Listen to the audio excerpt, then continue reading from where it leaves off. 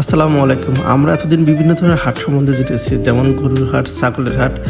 আজকে আমরা নতুন একটি হাট সম্বন্ধে জানবো, সেটা হচ্ছে গাড়ির হাট। হ্যাঁ, ঢাকার ভিতরে এরকম পুরাতন গাড়ির হাট দেখতে পাওয়া যায়। ঢাকায় সংসদ ভবনের সামনের রাস্তা মানিক মিয়া এভিনিউ রোডের সাথে রাজধানী উচ্চ বিদ্যালয় মাঠে প্রতিদিন শুক্রবার সকাল 8টা থেকে রাত 8টা পর্যন্ত এই হাট দেখতে পাওয়া যায়।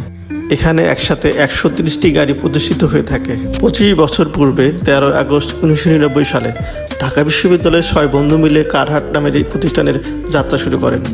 গাড়ির বিক্রেতারা প্রতি বুধবার কারহাটের অফিস পান্থপথে গিয়ে গাড়ির প্রয়োজনীয় কাগজপত্র জমা দিয়ে থাকেন।